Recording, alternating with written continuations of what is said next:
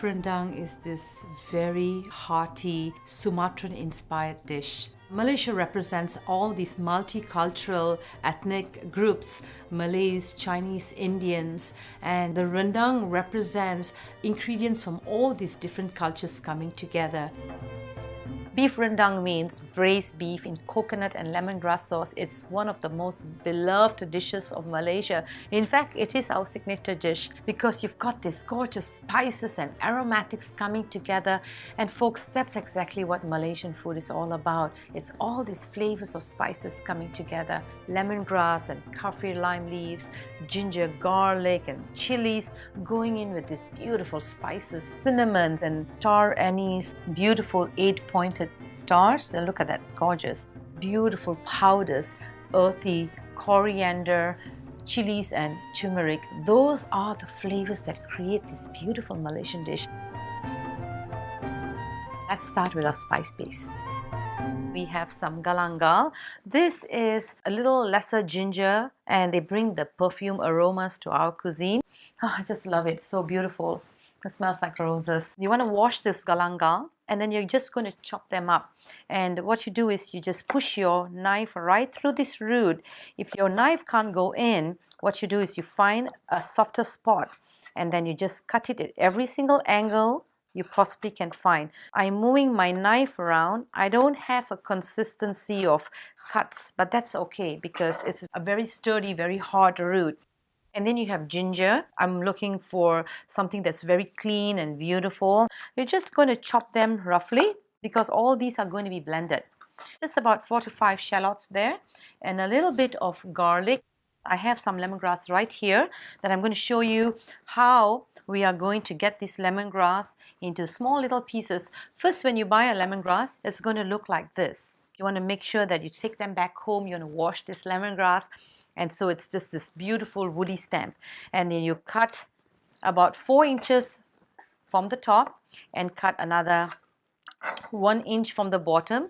You want to peel this lemongrass. The reason you want to peel because you've got some outer stems that are really tough. Take your knife and just slice the lemongrass all to the end. That's it. And then to add a little bit of heat, I've got this beautiful bird's eye chili. All I do is I just pluck off the tip like that and just add 1 or 2, or if you like it super hot, you could use 5 or 10. Now that I have all my aromatics ready, I'm just going to add them into the blender and bring them into a beautiful paste. Look at this beautiful salmon colored spice paste. This is the foundation for making rendang. We have to have a very good, strong, sturdy pan. So I like to use the Dutch oven. You want to make sure that the pan is thick. To begin the rendang, I like to add 2 sticks of cinnamon. The cinnamon is going to bring a lot of complexity and depth. And then we're going to add a little bit of cloves into the oil as well. So you can just smell that aroma.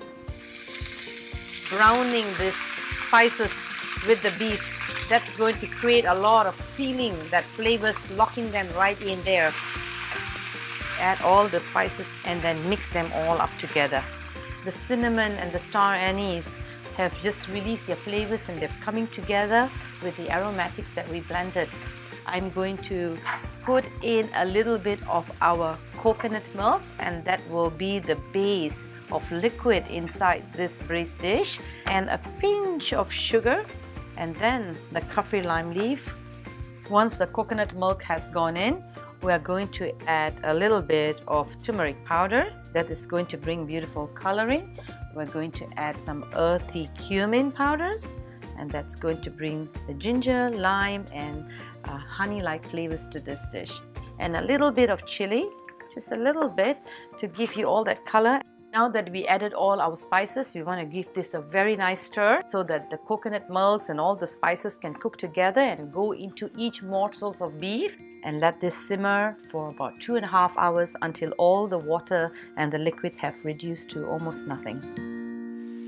In the final step of my rendang, I'm adding some dried coconut which I have already toasted. This brings this coconut flavor to seal the dish.